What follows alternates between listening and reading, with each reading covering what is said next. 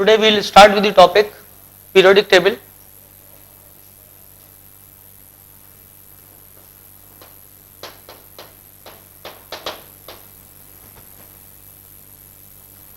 देखना ये दिखाई दे रहा है.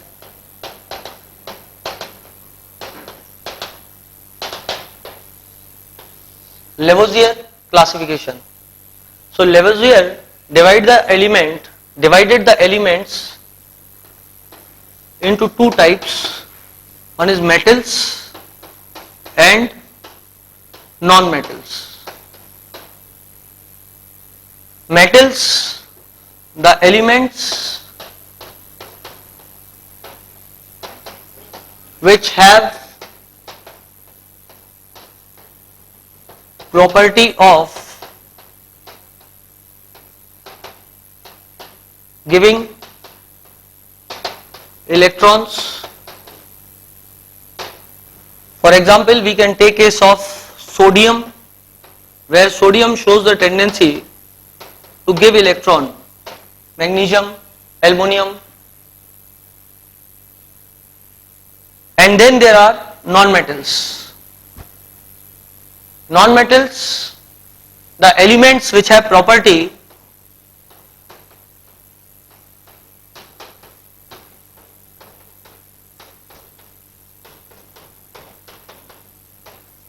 of taking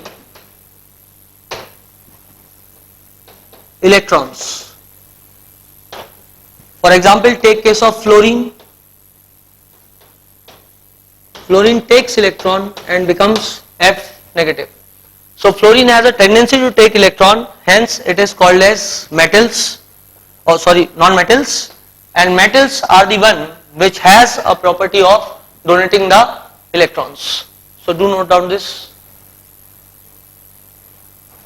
The main drawback of this classification was that no position was given to metalloids, or nothing was told about the metalloids, that is the elements which shows property of both metals and non-metals. So nothing was told about the metalloids.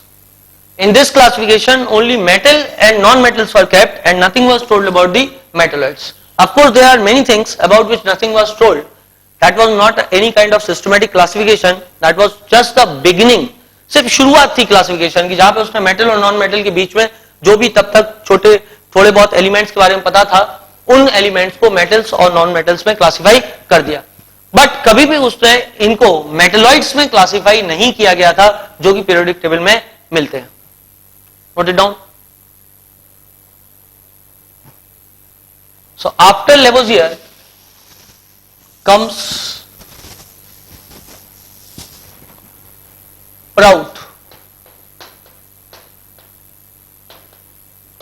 Prout's classification.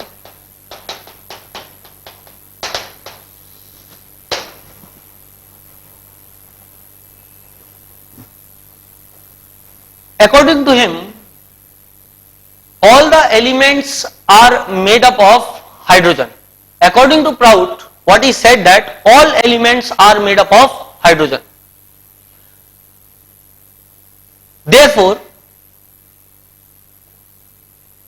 he told that the atomic weight of all elements will be the multiple of atomic weight of hydrogen. For example, take case of sodium. So sodium has atomic mass of 23, and according to Prout it is made up of only hydrogen. Therefore there should be 23 hydrogens which is making one sodium. That is, the mass of hydrogen is 1. According to Prout, this element will be made up of what? This element is made up of 23 hydrogens. Prout said that all elements are made up of hydrogen and their atomic mass is 6 simple multiple of atomic mass of hydrogen. The main drawback of this Prout classification is that with the discovery of fractional weight elements, for example, take case of chlorine, the fractional weight of chlorine comes to be 35.5. If the fractional weight of chlorine is 35.5, we cannot say that the chlorine is made up of 35.5 hydrogen. Or example, let us take case of strontium where its atomic weight is 87.5. We cannot say that the strontium is made up of 87.5 hydrogen because half hydrogen has no existence. Therefore, this classification also did not work.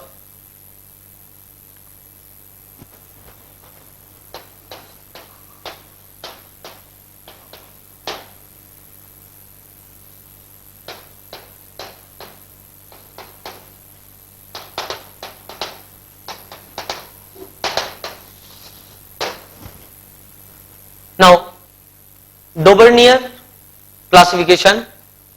Daubernier took the elements which showed similar chemical properties or say similar properties. Daubernier took the set of elements showing similar kind of properties. He kept those elements according to their atomic masses. He kept the elements, took the elements on the basis of their similar properties, kept the elements on the basis of their atomic masses, and arranged them in the form of triad.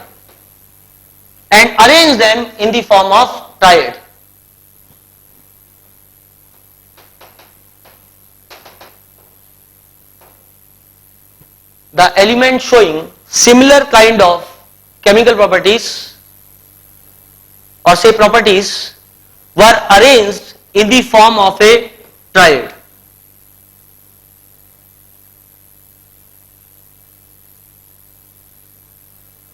And these elements,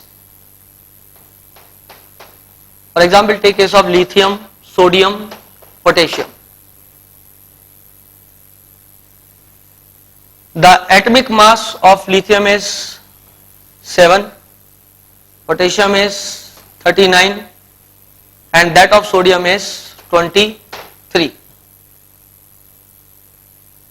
Daubernier arranged these elements lithium, sodium and potassium in form of a triad since the element had similar kind of properties. Lithium की property sodium से, sodium की property potassium से मिलती जुलती थी. ना सिर्फ उसने इन एलिमेंट्स को अरेंज किया बल्कि यह भी बताया कि एटॉमिक मास लिथियम का लिया जाए और सोडियम का लिया जाए, इनको प्लस करके डिवाइड किया जाए 2 से, मतलब लिथियम और सोडियम के मास का एवरेज किया जाए तो the atomic mass of sodium will be obtained. Now 7 plus 39 divided by 2, that is 46 divided by 2 बराबर 23, which is equal to mass of sodium. So Daubernier took the elements, arranged them on the basis of similarity of properties. He also told that the atomic mass of middle element is the average atomic mass of lithium and potassium.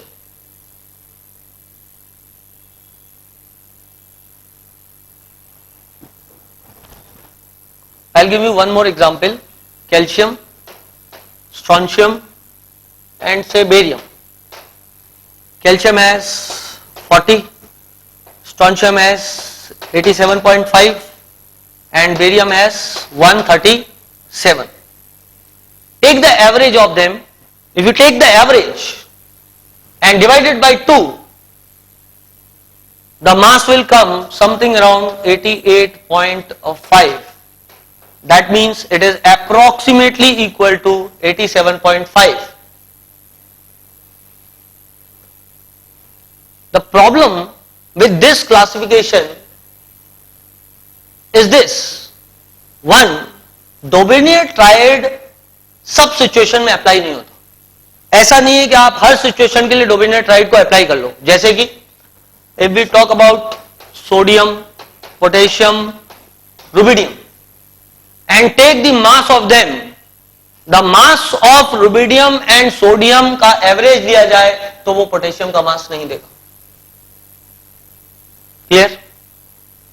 Therefore, the dominant triad does not apply in every situation. There were only limited set of elements which could be arranged in form of dominant triad. Not every arrangement could be made on the basis of dominant triad. But इसकी एक बड़ी विशेषता ये है कि ये एक तरीके से हमको इंडिकेशन दे रहा है एक बार कि यदि हम एटम्स को या एलिमेंट्स को उनके एटॉमिक मास के आधार पर अरेंज करें तो एलिमेंट्स में पीरियोडिक प्रॉपर्टीज का वेरिएशन आने लगता है. जैसे कि हम मास के आधार पर इसको अरेंज कर रहे हैं तो अरेंज करने पर एक निश्चित इंटरवल बाद ये प्रॉपर्टीज रिपीट होती हैं. Dominate tried now Newlands Octave rule. What does Newland octave rule says? Newland octave rule says that if the elements are arranged according to their atomic masses, if the elements are arranged according to their atomic masses, every eighth element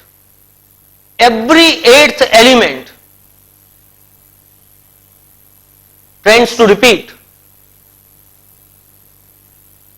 its properties.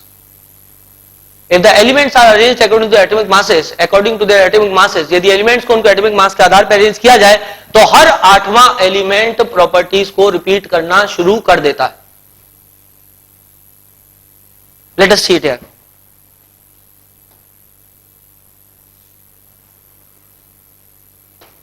Lithium, beryllium, boron, carbon, nitrogen, oxygen, fluorine, sodium, magnesium, aluminium and chlorine, potassium, calcium. Now you must be thinking that कि sir ने fluorine के बाद neon को नहीं रखा. But the problem is this, till these times, till the Newland gave its classification, the discovery of noble gases were not made. Even in the Mendeleev periodic table, in the original table you will not find any place for zero group elements, since the zero group elements were not discovered till those times. So we have lithium, beryllium, boron, carbon, nitrogen, oxygen and then fluorine, sodium, magnesium, aluminum, silicon, phosphorus and chlorine. And now we can see that 1, 2, 3, 4, 5, 6, 7 and this is the 8th element. 8th element tends to repeat their chemical properties. Till those times the knowledge of noble gases was not there, therefore this was the 8th element. Of course, after the discovery of noble gases, the classification had no meaning, since now every 8th element will not tend to repeat its property. It will be the 9th element which repeats the property. But till those times, the knowledge of noble gases was certainly not there. इसलिए 8वां element अपनी property को repeat करता था. So according to Newland's octave rule, Newland's octave rule is something like those musical notations which you must have listened. Sa, re, ga,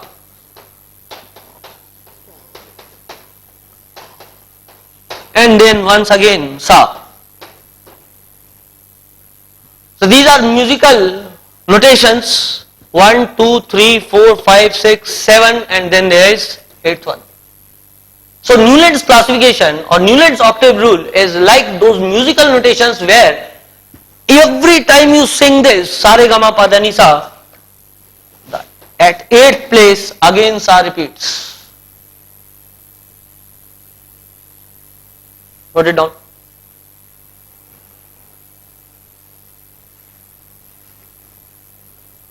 Now let us focus on its drawback.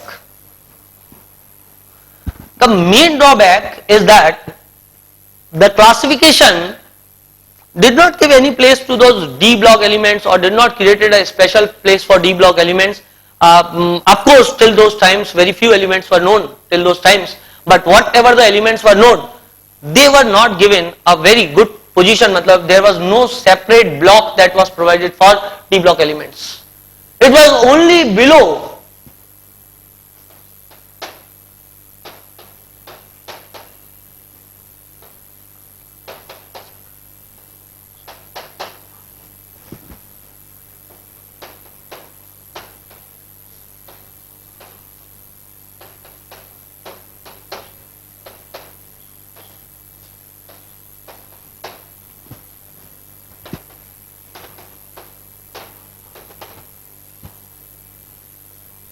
Now Cr was kept below the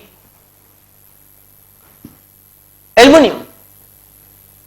Cr was kept below the aluminum. Titanium was kept over here. Fe was kept over here. Now if you see the properties, know how the oxygen resembles in property to the Fe. Oxygen is a metal. Sorry for that. Fe is a metal. The oxygen and sulfur are non-metals. So the property of this Fe is not same as the property of these elements. Therefore, know how the position of chromium could be placed below boron or aluminum. They have definitely different kind of properties. In Newland octave rule, it was okay till 20 elements, that is calcium. Saying that till those times the discovery of noble gases were not there, so successfully the repetition of property was seen till 20 atomic weight. 20 atomic number था तो properties का regular repetition जो था वो सही हुआ.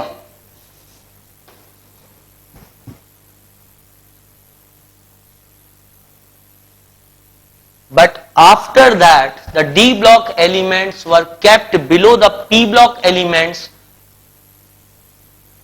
They don't resemble in their properties. They don't resemble in their properties. Therefore, the Newland's octave rule का जो disadvantage है, वो biggest disadvantage ये है. Number one, after discovery of noble gases, you can write the disadvantages or drawback of this rule. You can write drawback of Newland's octave rule. The drawback was, number one,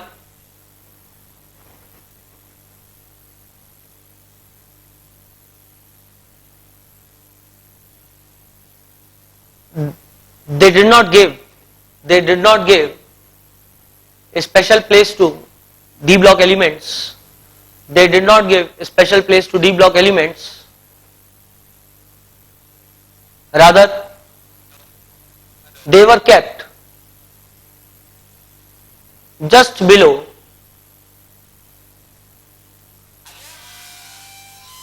P block elements, and certainly their properties does not resemble. Their properties does not resemble.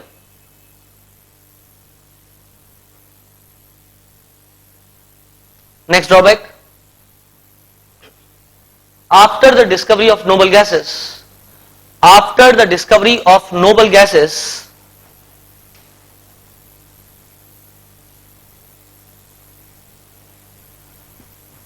this classification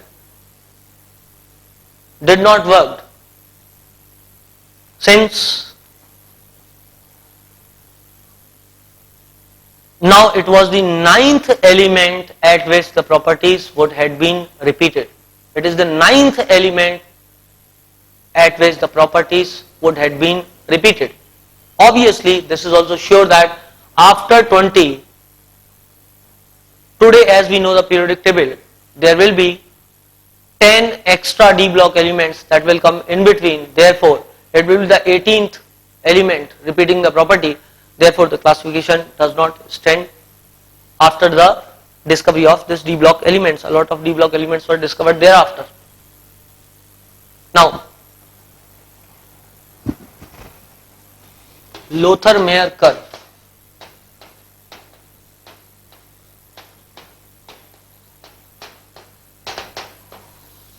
Lothar-Meyer curve.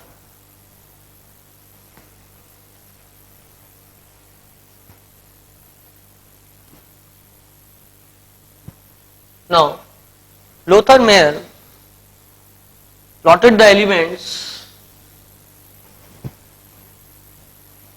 on a curve.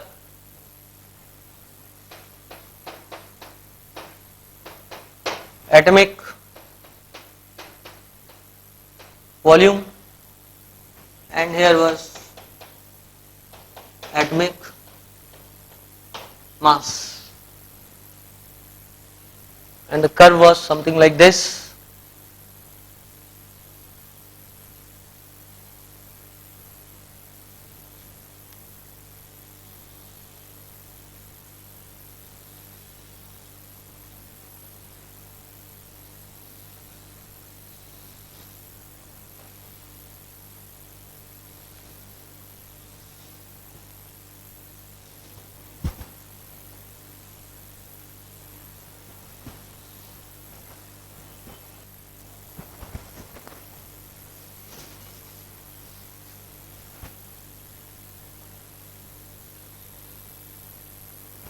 Like this.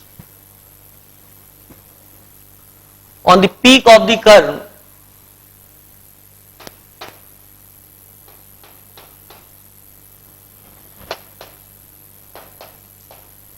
the elements having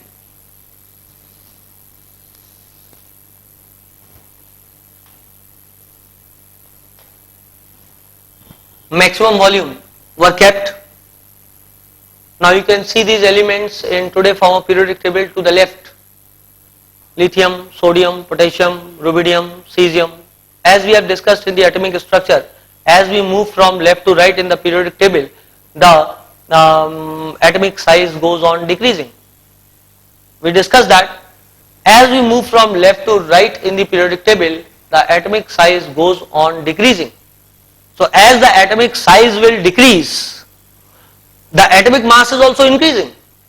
The atomic mass is increasing as we are moving from left to right in periodic table. The atomic mass is increasing, but the volume or the size is decreasing due to increase in the value of Z effective.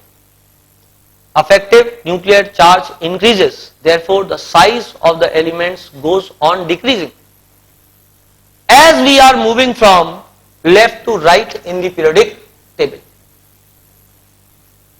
Now you see that the largest of the volumes are acquired by those elements which are to the left of periodic table, like lithium, like sodium, like potassium, like rubidium, like cesium.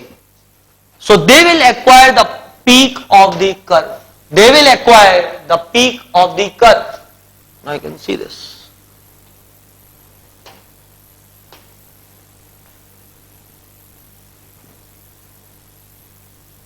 And the less electropositive elements will acquire a position on descending part of the curve. See, if you notice this, the atomic mass has increased from this place to this place. The atomic mass has increased, but the atomic volume has decreased. And we know this as we move from left to right in the periodic table, the mass will increase, the volume will decrease. And the simple reason is that the Z effective will go on increasing. Now you see this, here the atomic mass has increased although the volume has decreased. if you see this ascending part of the curve, on this ascending part of the curve,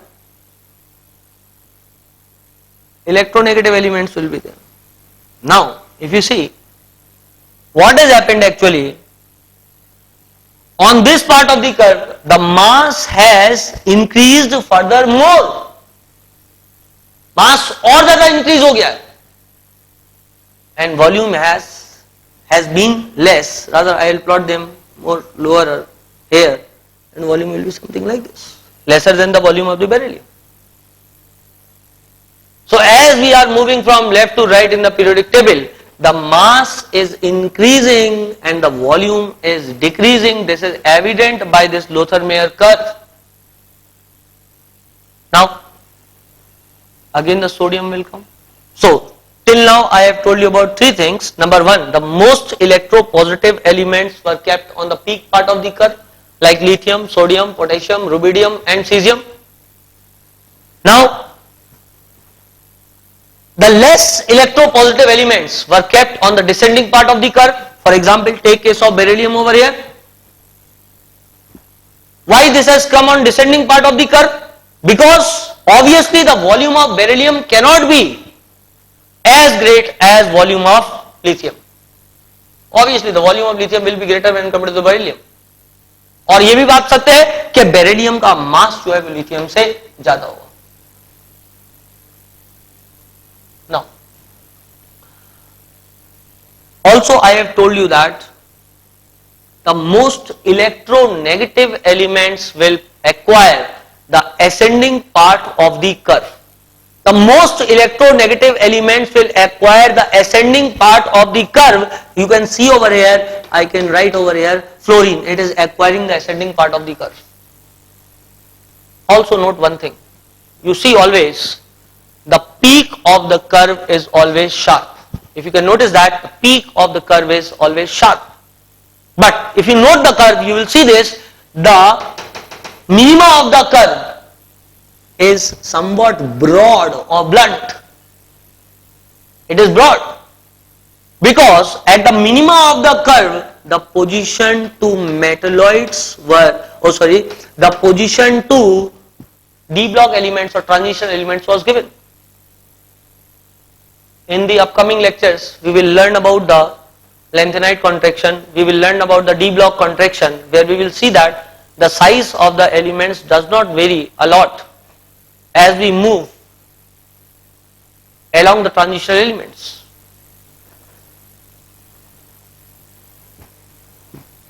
Therefore, there will be very less difference of their atomic volumes when their atomic mass increases. On plotting them, the elements will lie closer to each other, therefore the part appears broad. Whereas you cannot compare the size of sodium with the size of the element of its own period. इसके period के element से इसके size को आप compare नहीं करेंगे क्योंकि sodium का साइज उससे काफी ज्यादा बड़ा होगा. But as far as the D block elements are concerned, या ट्रांजिशनल एलिमेंट, वहां पर साइज का वेरिएशन उतना बड़ा नहीं आता है, इसलिए ये कर्व जो है ब्लंट दिखाई देता है जब हम इसको D block elements के लिए देखते हैं. So this was about the Lothar-Meyer curve. Lothar-Meyer did four things. Number one, he kept the elements having the highest of the volumes at the peak of the curve. That was done with lithium, sodium, potassium, rubidium and cesium. जबकि उसने less electropositive element जैसे कि beryllium है उसको descending part of the curve पे रखा, जो most electronegative element था उसको ascending part of the curve पे रखा, और मेटेलॉइड्स को और डी ब्लॉक एलिमेंट्स को उसने इस ब्रॉड मिनिमा पर रखा था. Now what is the drawback of this? What is the drawback of this? Lothar-Meyer curve. What is the drawback of this Lothar-Meyer curve? The main drawback is that if somebody plots 117 elements, although Lothar-Meyer never did that till those times, Obviously, very less elements as compared to 117 were known. Mendeleev kept almost 63 elements in the periodic table and Lothar Meyer and Mendeleev worked at the same time. So obviously उस समय तक 117 element के बारे में बिल्कुल भी नहीं पता था, 60-65 एलिमेंट हैं. But even if somebody keeps these elements on the curve and then you start reading about their properties, beryllium यहाँ रखा हुआ है, then you have magnesium over here, then you will have strontium over here, sorry, calcium, beryllium, and then strontium, and then barium. It becomes really difficult to study 117 elements and do remember them also.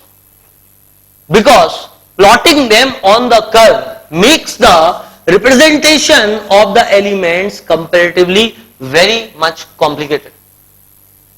बहुत ज्यादा complication थी इसको पढ़ने में, इसलिए समय के साथ में लोथर मेयर के कर्व को उतना ज्यादा नहीं फेमस हुआ जितना कि मेंडलीव का काम फेमस हुआ, क्योंकि मेंडलीव का काम कंपैरेटिवली काफी सिंपल था. मेंडलीव ने उसको बाकायदा जो है पीरियड्स में और ग्रुप्स में बांट के बताया, जो कि ज्यादा सिंपलिस्ट था, लोगों को समझने के लिए आसान था. बट जहां तक लोथर मेयर कर्व का सवाल है, लोथर मेयर भी वही बात बोल रहा है जो मेंडलीव बात बोल रहा है almost. Lothar Meyer said that when the elements are arranged according to their atomic masses, they tends to repeat their property after a regular interval of time. जब एलिमेंट्स को एटॉमिक मास के आधार पर arrange करते हैं तो एक regular interval of time के बाद में एलिमेंट अपनी प्रॉपर्टीज को रिपीट करने लग जाते हैं. यही बात मेंडलीव ने भी बोली है. हालांकि Mendeleev said that mainly on the basis of their chemical properties and Lothar Meyer studied the curve mainly on the basis of physical properties, but almost same kind of conclusion were provided by both the persons. The only difference is that जब इसी काम को अपने curve पर plot करता है Lothar Meyer, it becomes very complicated to study, whereas the work was very simple as far as the Mendeleev is concerned. So you can write this one thing on the basis of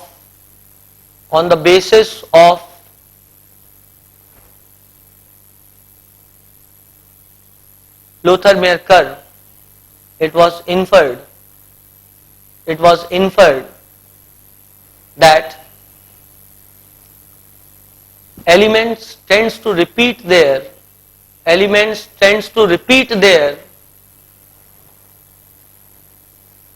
properties. Elements tends to repeat their properties after a regular interval of time. After a regular interval of time, when they are arranged according to their atomic masses.